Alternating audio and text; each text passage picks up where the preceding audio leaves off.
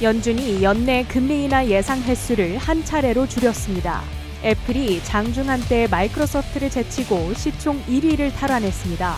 엔비디아의 주가가 3%대 급등했습니다. 출근길 뉴스프레스입니다. 간밤 뉴욕 증시는 생각보다 양호했던 CPI 물가지수와 FOMC 결과를 주시하며 최고치 행진을 이어갔습니다. 특히 기술주들이 급등하며 나스닥 지수가 1.5% 올랐고 S&P 500 지수는 0.8%대 상승하며 처음으로 5,400포인트 선을 돌파했습니다. 간밤 미 연준의 FOMC 회의 결과와 경제 전망 요약이 발표됐습니다. 금리는 예상대로 7차례 동결했는데요. 시장의 관심은 분기마다 한 번씩 발표되는 연준의 점도표 등 경제 전망 요약에 쏠려 있었습니다.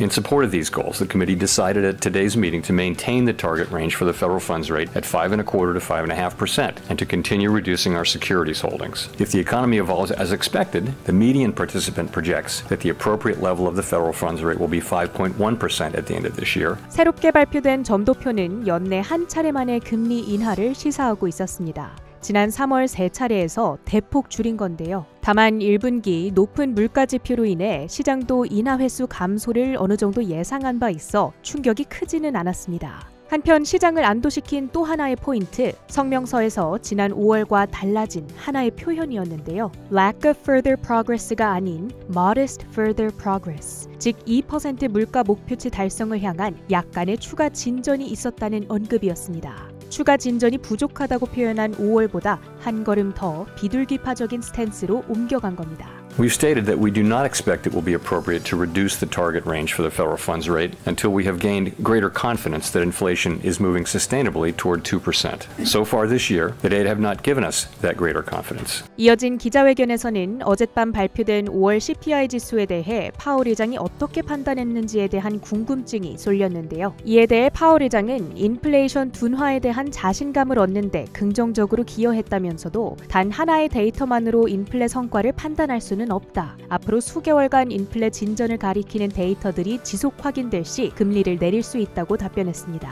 애플의 주가가 이틀째 급등했습니다. 이번 주 전격 공개한 새로운 AI 시스템 애플 인텔리전스에 대한 기대감이 이어지고 있는데요. 그런 한편 어제 들려온 어펌과의 파트너십에 대한 긍정평가도 들려옵니다. UBS가 어펌 BNPL 서비스 도입을 통해 애플페이의 입지가 강화돼 사용자 수가 늘어날 거란 전망을 내놓은 건데요. 애플은 3% 가까이 오른 $213의 거래를 마치며 사상 최고가를 경신한 한편 장중 한때 시총 1위 자리를 잠시 탈환하기도 했습니다.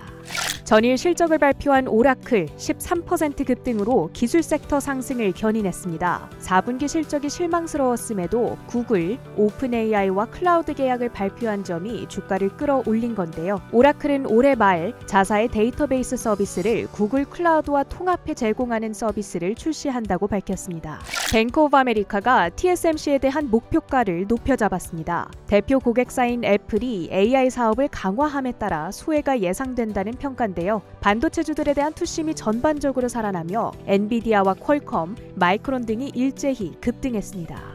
뱅크 오브 아메리카가 세일즈포스를 자사의 탑픽 목록에서 제외시켰습니다. 여전히 매수 등급을 유지했음에도 주가는 2%대 하락하며 다우지수를 끌어내렸습니다. 애플페이 탑재 소식을 전한 어펌홀딩스는 전일 11% 강세에 이어 오늘도 6% 가까이 올랐습니다. 주택 건설업체 레나와 KB홈은 다음 주 실적 발표를 앞두고 UBS가 매수 의견을 재확인하자 각각 2% 내외의 오름세를 보였습니다.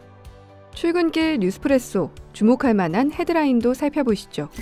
기나긴 밤이었습니다. 5월 미국 소비자 물가지수 CPI의 연속적인 둔화세에 안도했던 마음, 인하 전망이 축소된 연준의 점도표를 받아들면서 투심이 교차했는데요. 먼저 받아든 CPI 성적표, 헤드라인 CPI는 월간 기준 4월에 0.3%에서 0%로 근원 CPI도 0.3%에서 0.2%로 발표되면서 물가가 잡히고 있다는 확신을 보다 굳건하게 해줬습니다. 무엇보다 연준이 주목하고 있는 서비스 물가, 슈퍼코어 CPI의 경우에도 2달 연속 둔화 흐름이 감지가 되면서 즉각적으로 국채 금리는 급락, 선물 매수세가 유입됐는데요. 하지만 연준의 자신감은 아직 부족했습니다. 이어진 6월 FOMC에서 연준은 점도표상 3월만 해도 3회 인하였던 것을 올해 1회 인하, 중간 중간값은 4.6%에서 5.1%로 내년 점도표 중간값도 3.9%에서 4.1%로 수정하는 모습을 보여준 겁니다. 경제 전망 역시 약간의 수정은 있었지만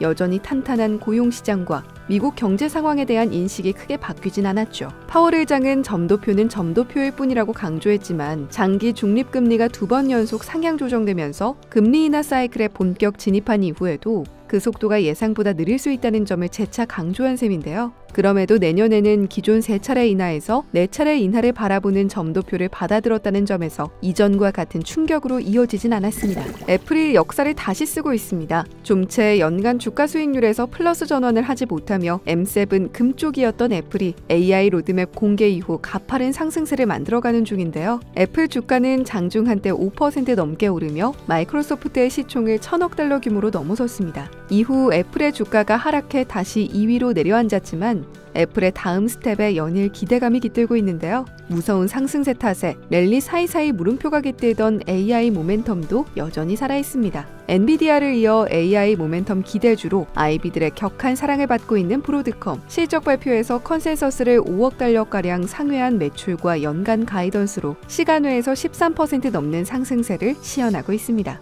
10대 1 주식 분할 결정도 그렇지만 무엇보다 분기 AI 제품 매출이 31억 달러를 기록하면서 올해 예상 80억 달러가량의 상당 부분을 1분기 내 채웠다는 점에 시장이 환호했고요. GPU 최대 강자가 엔비디아라면 그로부터 독립을 꾀하는 빅테크들이 하나, 둘 자체 반도체를 고심한다면 그 최대 수혜 종목은 브로드컴이 될 거란 장밋빛 전망. 브로드컴은 제2의 엔비디아가 될까요? 제1의 브로드컴이 될까요?